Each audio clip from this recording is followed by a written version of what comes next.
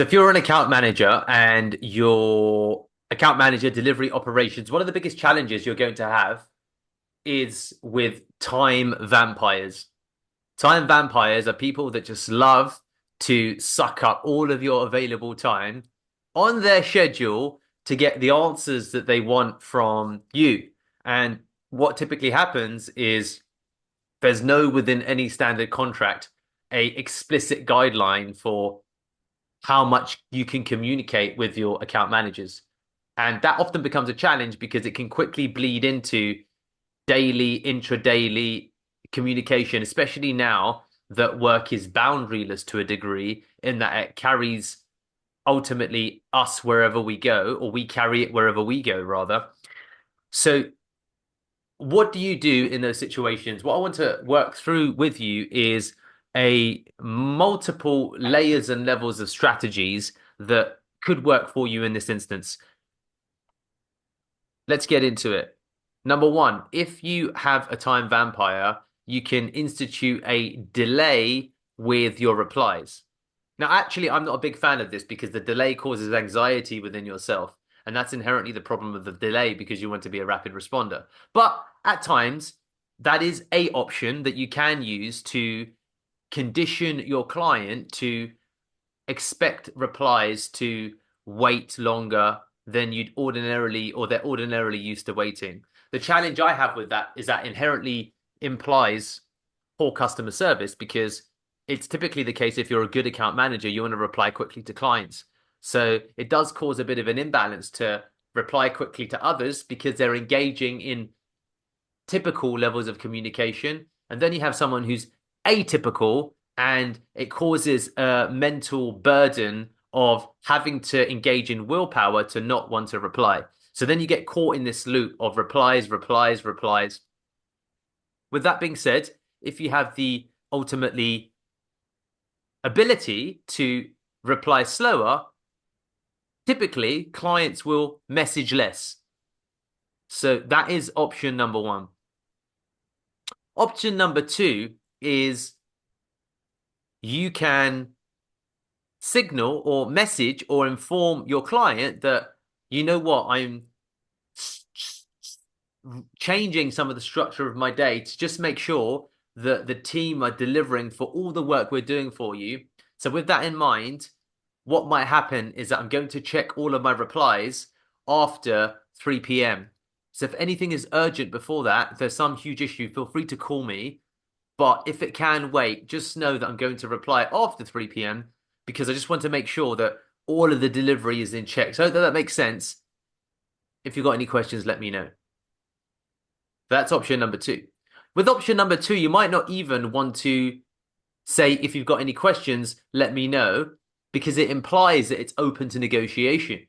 So one thing that you can do, and it's with language, the nuances become important because what you can say is, George, one of the things that I want to do to make sure that we deliver at the highest level for your campaign is really work and get into the trenches with the team. So with that in mind, what you'll notice from me is that I'm going to reply to you each day.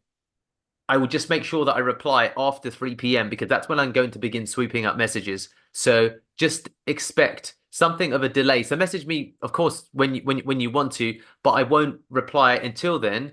The reason is because I'm really working hard on your campaign. So expect that moving forward, and we'll just keep it going, or we'll just get this moving. So you can play with some of the language there, but the intent here is that it's not a discussion, it's something that's happening. So then it becomes much more of an update and an instruction. So this is a subsection of option number two. So option number one is the time delay. Option number two is an informed time delay. 2.1 is instructing rather than suggesting that there will be a time delay with a rationale behind it. So that's option number two. Option number three is, and this is where, depending upon your level of comfort, you can use the enhanced level of communication to introduce an upsell based upon expanded project management. So then it might go something to the effect of, George, so I just wanted to discuss with you that what I'm really keen on doing is maintaining the levels of communication that I've got with you. And as you can appreciate, it's more than average, which isn't a problem because I actually enjoy replying to you and managing all of the replies. I see the budget at the moment is £2,000. And what we do in instances such as this, where we think that you will benefit from an enhanced level of replies and understanding, we expand the budget to 2750 on a monthly basis. So let me know if that makes sense. Hopefully it does because I want to continue engaging at this level with you. And if it does, what I'll do is I'll just let the team know that we'll adjust the billing and we can probably process the payment because I think we've got your card on file right now. And the rationale behind it, just to repeat again, is that I want to maintain this level of dialogue because we're also, as you can hopefully appreciate and see, going through a bit of a education and a consultative journey with you that is an expanded part of what we'd ordinarily do. So let me know if that makes sense. I'll get the invoice across and we can keep moving forward. Thanks. So that then, and you can play with the numbers, that then can expand the value of the contract because you make clear that the service is out of scope and therefore it's something that should be paid for. Now, with option number 3, you may get a pushback.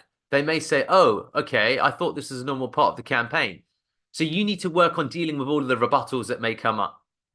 And you need to also go deeper with explaining the value of why it makes sense. So it's something that you can write up. It's something you can communicate. So if you want to go deeper, it might be something to the effect of, I'm really happy with our level of communication. I'm enjoying all of our conversations. All of the questions that you've got are absolutely amazing. And this is actually directly fits into the education part of our company, because what we actually tend to do separately is that we do work on a consultative basis where we actually don't do implementation. And the core focus there is implementation. So as we're doing both here, and I'd love to continue doing both, as we're doing both, let's move the scope to make sure that I can maintain this level of dialogue. So I see it's £2,000 a month at the moment. So what we do in this case is we do £3,000. But given that we're already here, 2750 is completely fine for the level of dialogue and activity and implementation and delivery that we're doing right now. And that way, we all win because you're getting the level of education that we want. I'm able to maintain this level of communication with you to keep it in scope.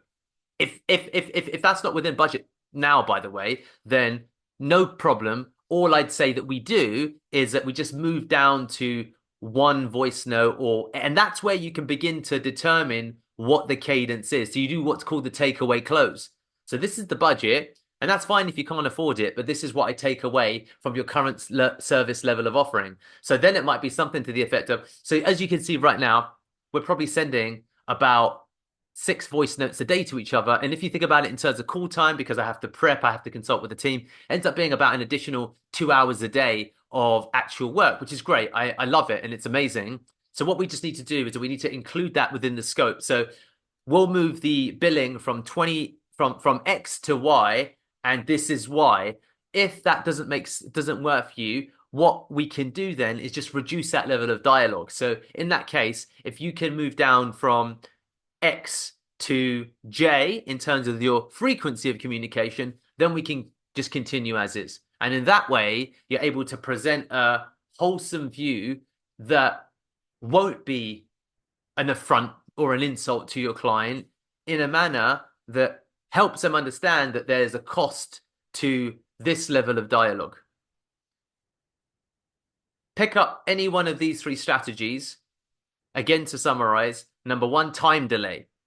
Number 2, an instructed or informed time delay. And then a ultimately suggested time delay, 2.5. And then number 3 would be expanding scope and asking for more money effectively. If you do any one of these things, you will find that the time vampires that you face within account management will either pay you for that time or they will reduce their level of dialogue in such a way that will still support the campaign and still keep the client happy.